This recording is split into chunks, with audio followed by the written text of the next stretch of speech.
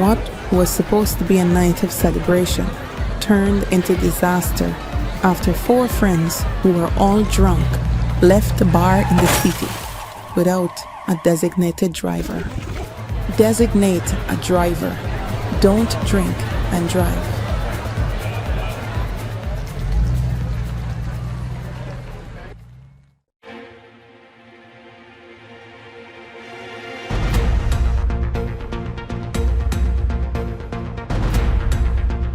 This is your news source evening bulletin for today, Friday, the 31st day of January in the year 2025.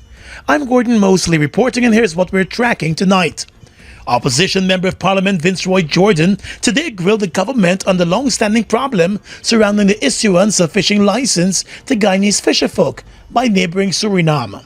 The government had requested that 150 Surinamese license be issued to the Guyanese fishermen to allow them to ply their trade in Surinamese ocean waters. However, despite commitments by both the governments of Guyana and Suriname, the issue has not been resolved. And it is now more than 4 years since Suriname has refused to grant any license to the Guyanese fishermen. As the Committee of Supply commenced the consideration of the budget estimates, Member Jordan repeatedly questioned the Minister of Agriculture, Zulfikar Mustafa, on the issue. To the Minister, when will the agreement between Guyana and Suriname be inked and fishermen will actually have the license and be able to really venture out into that promised agreement with the fishing agreement between Guyana and Suriname? In response, the Agriculture Minister told the committee that it was the Irfan Ali administration that raised the issue with the government of Suriname. However, despite a commitment by the Surinamese president, the matter remains unresolved. They made the commitment, we had it in writing, and we can ask them that they have to give us, or bong them that they have to give us. They renege on the commitment. We had it in writing. The Minister of Agriculture, no less than a person than the Minister of Agriculture from Suriname, wrote me and said that they will form a government company. That government company will get the license and license the Guyanese fisher folks. He said the government has raised the issue at a number of regional conferences with the Surinamese officials and even with the Caribbean Fishing Authority, with the hope of getting the issue addressed. Mustafa urged the opposition not to take advantage of the situation and make it into a political issue, but rather to work with the government as a team to secure the fishing license that are required. But Member of Parliament Jordan expressed his disappointment, telling the committee that more than 4 years later, Guyanese fishermen are still without those needed license. Pressing the Agriculture Minister for more answers, the opposition MP questioned whether there is a new timeline that has been set for the resolution of the issue. This is neither going nor coming. Is it dead or is it still on the table? Minister Mustafa said there is only so much that the Guyanese government can do. The government of Guyana, our government, is continuing making representation for the licenses for fisher folks. It's not in our hand to give them the license. The honorable member must comprehend this. We are continuing making the representation. We have had the commitment, I said it, and they renege on the commitment. We are continuing representing that issue, and that will be a continue on the agenda as long the PBP Civic is in government. As the opposition MP pressed for more answers, a clearly irritated Minister of Agriculture made it known to the committee that the government is not operating a cake shop, but must continue to utilize diplomatic channels to have the issue resolved. In the absence of the issuance of the license, Guyanese fishermen continue to face harassment at the hands of the Surinamese authorities. More news coming up in just a moment. It all starts with one. Maybe it's one look, you know the one, or one touch, even one word. It can start with one step, or one promise, one thrill, one first time, one deep breath, one leap of faith, one day to remember, or one night to forget. One moment, so many stories that make up one crazy, average, everyday, fabulous life. We get one life, just one. Make your move. It all starts with one.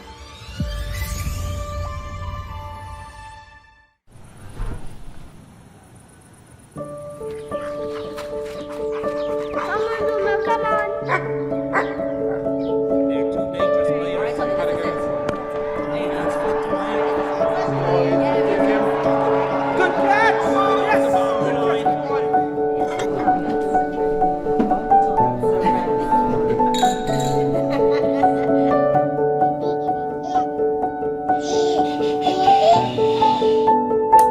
own home is so much more than just four walls, floors, and ceilings. It's a lifetime of great memories and stories. Come talk to us and start your journey home today. Republic Bank, we're the one for you.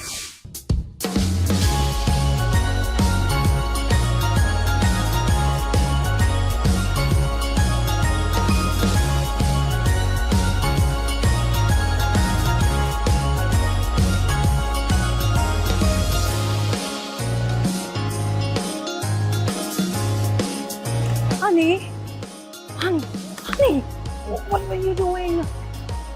Let's cash out. Let's cash out. Shop $5,000 or more at any Massey stores for a chance to win a 2024 Nissan Qashqai Sense and $100,000 every 2 weeks with Massey Stores Christmas Jackpot Promotion.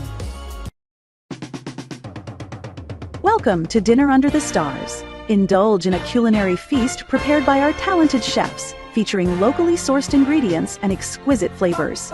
Every bite will take you on a culinary journey, from unforgettable starters to delectable desserts. Relax to the soothing sounds of the stylistics and blue magic as the stars twinkle above, creating the perfect ambience for a romantic evening or memorable gathering. Join us for Dinner Under the Stars. Reserve your table today and create memories that will last a lifetime.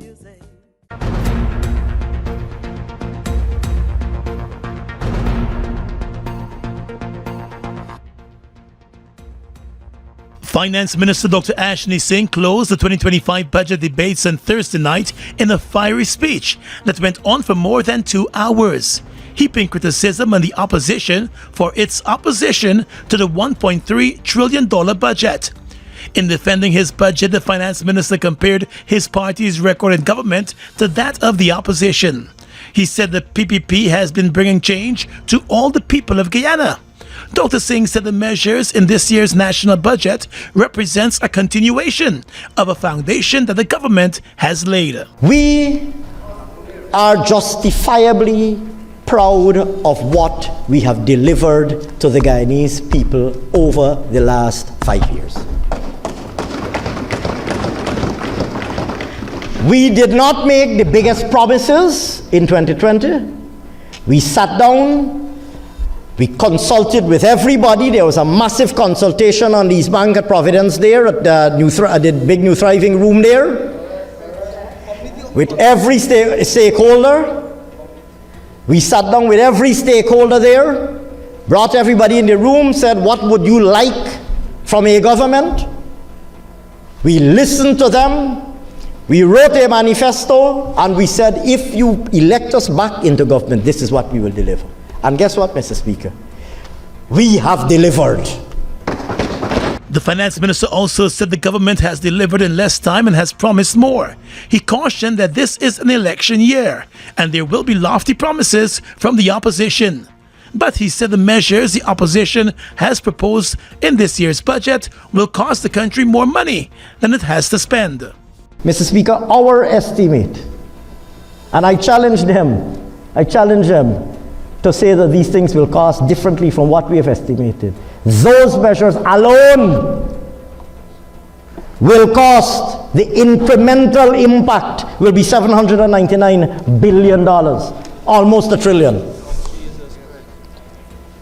The fictitious, fictional, imaginary measures that they have announced, the whimsical and fanciful dream that they've been painting,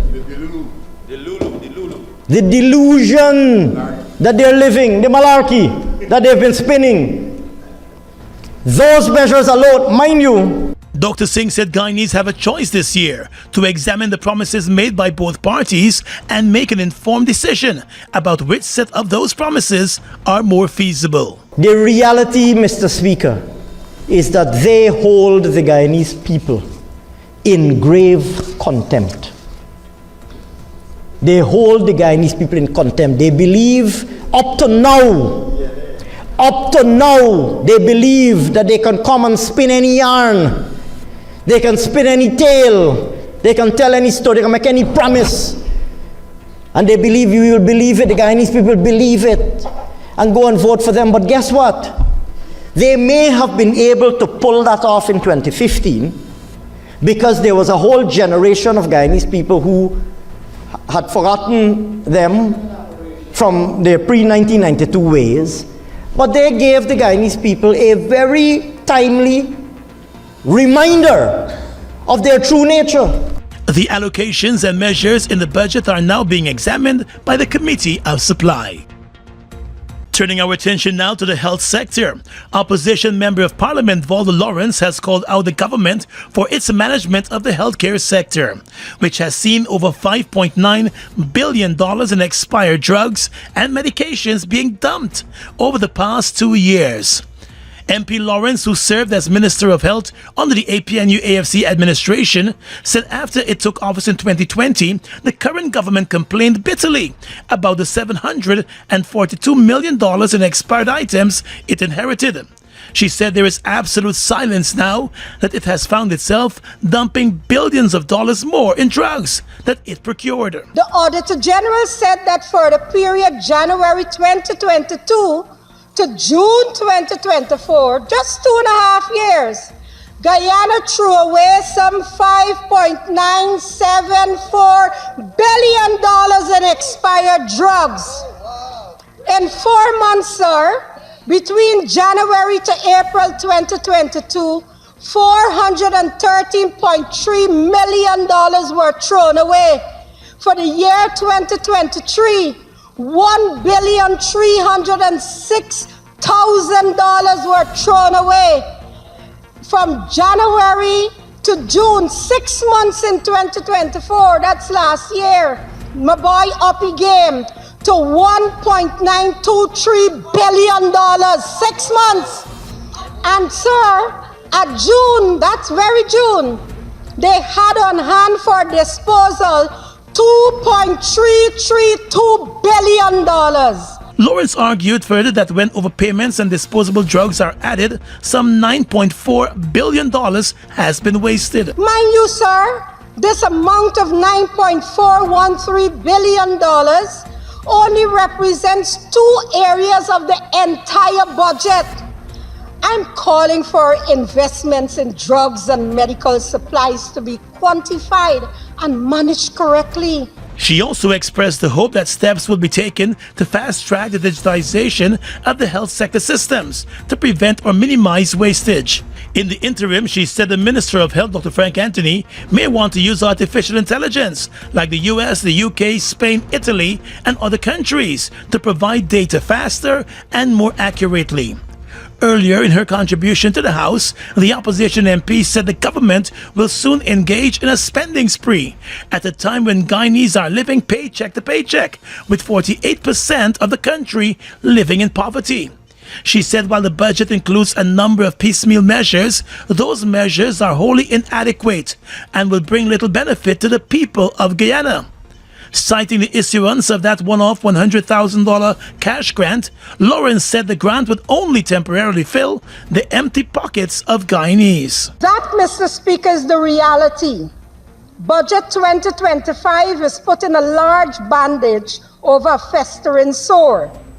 This purulent sore to which I am alluding is the inescapable poverty besetting some 50% of our nation. And I want to elaborate, Mr. Speaker, on the stranglehold in which the ordinary people of Guyana are caught and which Budget 2025 has not effectively and adequately addressed. The opposition member of parliament said while the $5,000 increase on the old age pension and the $3,000 increase in public assistance are steps in the right direction, those increases will have little to no effect on the lives of many of the pensioners, especially those who have no other source of income. The cost of living is exorbitant, and so are healthcare costs and other miscellaneous expenses, which daily encumber the pockets of our elderly. Budget 2025 is themed improving the lives of Guyanese. But alas, Honorable Minister, the well-being of our pensioners is being eroded as they grapple with the stark realities of not having enough to offset the tentacles of poverty. To cushion the steep rise in the cost of living, Lawrence suggested that housing for the very poor be subsidized, and she also said other measures should be put in place to bring an ease to the people. She made a case. General Secretary of the People's Progressive Party, Vice President Bara Jagdeo, has announced that he will be leading a team from his party to meet with the Guyana Elections Commission next Tuesday to be updated on issues related to the commission and the upcoming elections. He said he intends to also use the meeting to debunk statements which have been made by the opposition about the commission's preparedness to host general and regional elections this year. At the press conference, Mr. Jagdeo said he disagrees with the opposition's characterization of the commission not being in place of readiness for the elections this year. He brushed aside claims by the AFC that the Elections Commission appears to be dysfunctional. So, that's not a sign of dysfunction. And the fact of the matter is that the chair was very explicit as to why she rejected biometrics. So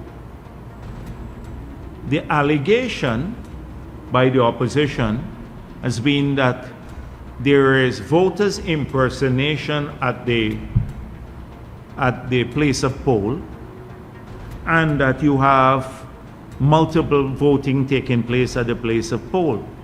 And they have provided absolutely no evidence whatsoever to support this. Mr. Jagdeo also said it is important that the Elections Commission understands where his party, the PPP, stands in relation to the issues which have been making their way through the commission recently, including the calls by some for the introduction of enhanced biometrics for the elections. Nevertheless, I thought it necessary as General Secretary of the PPP to meet formally with GCOM to express our views. I've had the Executive Secretary write GCOM, and next Tuesday I'll be meeting with GCOM to address these matters and to debunk some of the nonsense that we see in the media in relation to this matter. Jagdeo commended GCOM's explanation as to why the introduction of enhanced biometrics would not be feasible at this time. They are trying to create an issue where there is none. GCOM's ability to conduct the elections have been vastly enhanced, improved. In fact, it is better now than before to conduct free and fair elections. There'd be a whole array of international observers in the country and local observers to ensure that the robust systems at polling places to prevent voters impersonation will be faithfully observed. And so we have no such fear about their ability to conduct the elections because we are not looking for an excuse. The Elections Commission has said there is not enough time to introduce enhanced biometrics for this year's elections. The opposition has called on GCOM to provide the expert opinion it sought to guide the decision by the GCOM chair, retired Justice Claudette Singh. Welcome to Dinner Under the Stars. Indulge in a culinary feast prepared by our talented chefs, featuring locally sourced ingredients and exquisite flavors. Every bite will take you on a culinary journey, from unforgettable starters to delectable desserts. Relax to the soothing sounds of the stylistics and blue magic as the stars twinkle above, creating the perfect ambience for a romantic evening or memorable gathering. Join us for Dinner Under the Stars. Reserve your table today and create memories that will last a lifetime.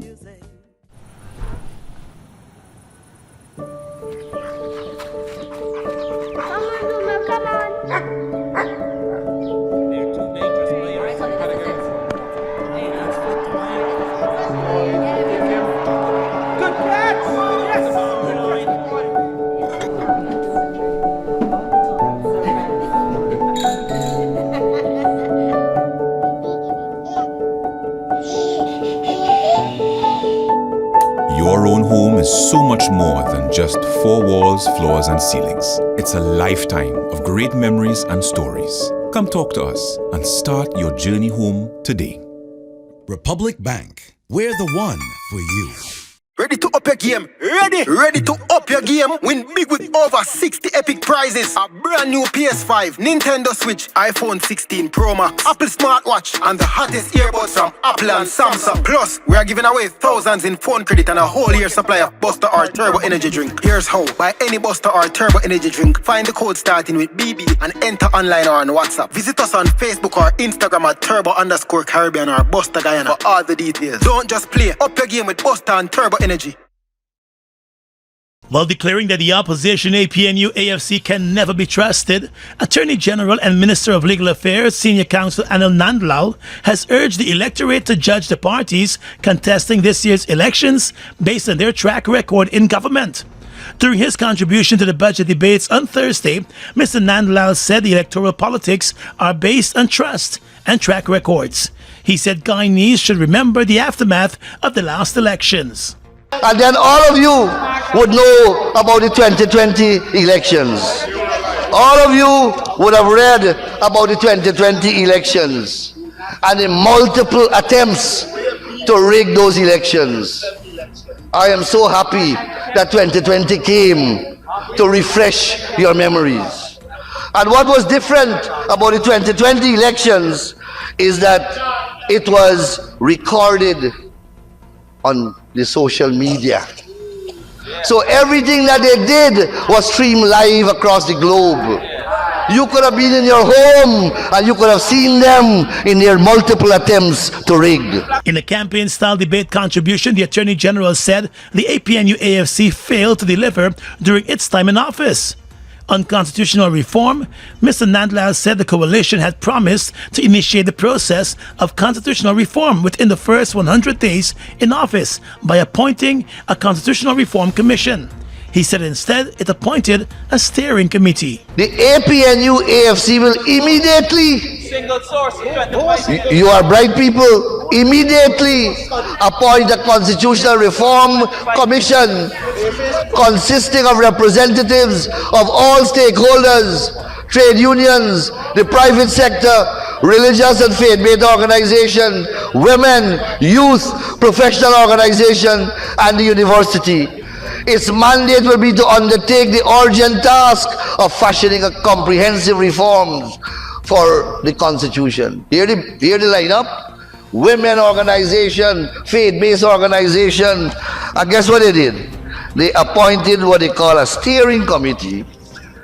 A steering committee headed by one Nigel Hughes, the husband of the member who spoke and the leader now of the AFC. So you see the connection. They appoint Nigel Hughes to head a group of about 4 persons. Geeta Chandan, the honorable member, another PNC, APNU person was on the thing. Remember they promised independence, broad-based. They had Haslin Paris, another member of the PNC on the committee.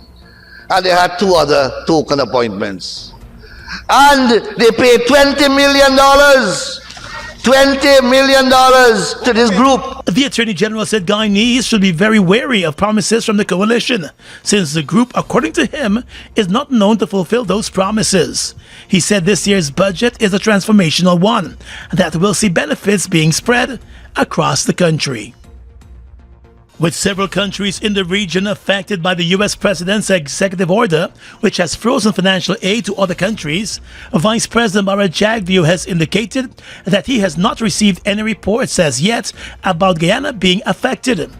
News source, however, understands that a number of programs that fall under U.S. aid are likely to be affected by the U.S. President's order. Neighboring Trinidad and Tobago, which has benefited from training programs with the U.S. military, has already been notified that some of its training programs have been cancelled. We have not received any report about this, any aid being frozen to Guyana, nor it affecting us. And I spoke with the President earlier today and also Ashley Singh. So there's no such report at this point in time.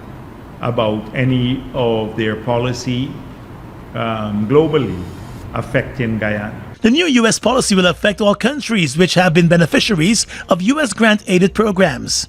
Mr. Jagdeo said he is confident, following a call between the U.S. Secretary of State Marco Rubio and President Irfan Ali last week, that relations and cooperation between Guyana and the U.S. will be expanded. In fact, in the conversation that President Ali had with the Secretary of State, they spoke about enhanced cooperation between the two countries in various areas, including in the energy sector.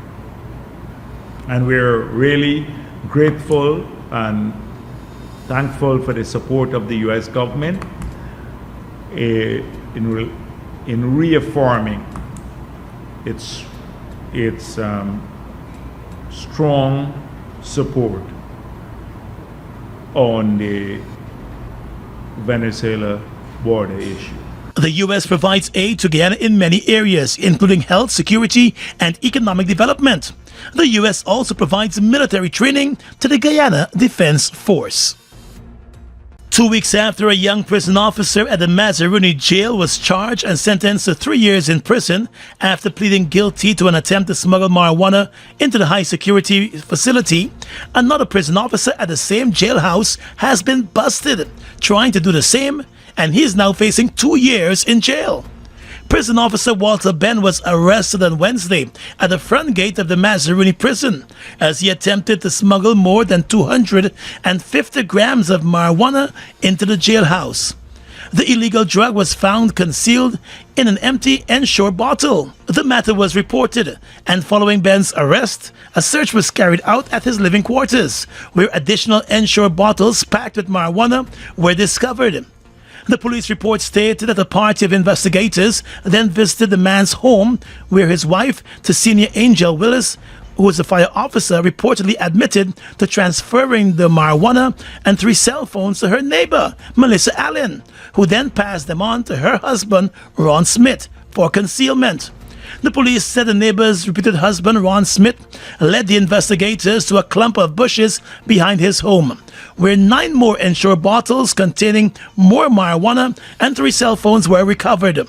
The total narcotics seized at the home amounted to 856 grams, leading to the arrest of the prison officer's reputed wife and their neighbors. The 4 were marched before the Bartica Magistrates Court on Thursday, where the charge of possession of narcotics for the purpose of trafficking was read to them. In facing the charge, prison officer Walter Ben immediately entered a guilty plea, and he was sentenced to 2 years and 5 months in jail.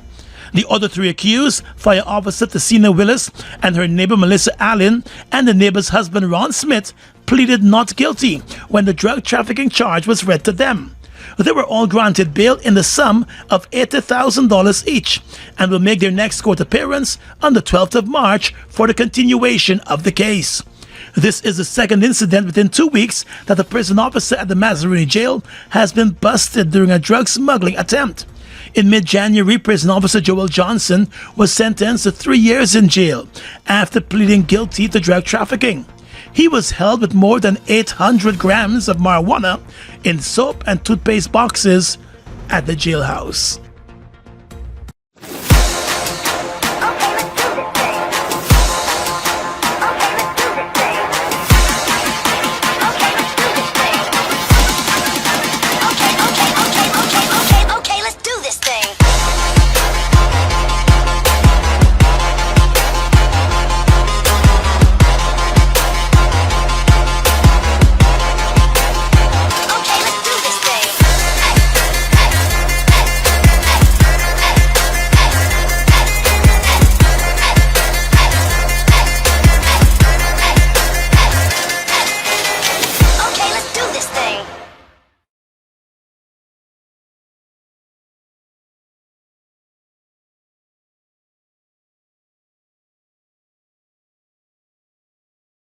Guyana's economy is rapidly transforming, and we're all part of it. Guyoil is at the forefront of this development by providing reliable and efficient energy and supporting community development from the very core. 100% of Guyoil's profit goes back to building schools, roads, another important infrastructure that connects our cities and towns, providing fuel to domestic, marine, industrial, and aerial transportation. Guyana has now repositioned itself as a market leader in the petroleum industry, building a better future for all of us.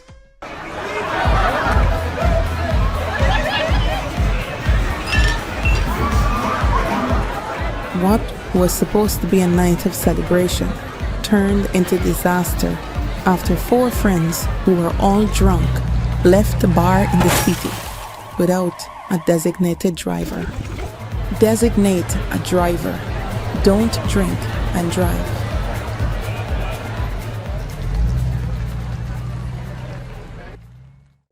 It all starts with one. Maybe it's one look. You know the one.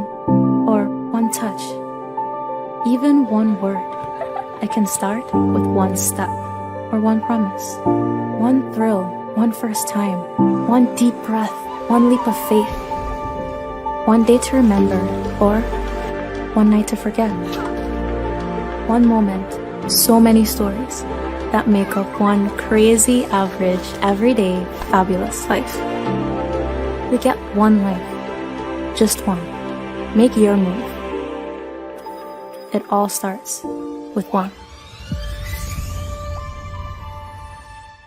With your regional and international news tonight, I am Svetlana Marshall in the region. Documents found aboard a vessel discovered near St. Kitts and Nevis suggest several of the deceased individuals originated from Mali, West Africa, St. Kitts police officials reported. The tragic discovery included 19 bodies aboard the drifting craft.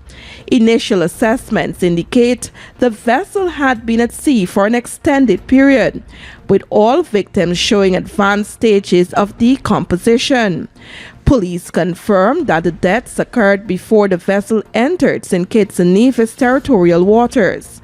The St. Kitts and Nevis Defense Force Coast Guard base intercepted the drifting vessel southwest of Nevis on January 29 after receiving reports of an unmanned craft. Coast Guard personnel towed the vessel to their base on St. Kitts, where it was dry docked for investigation.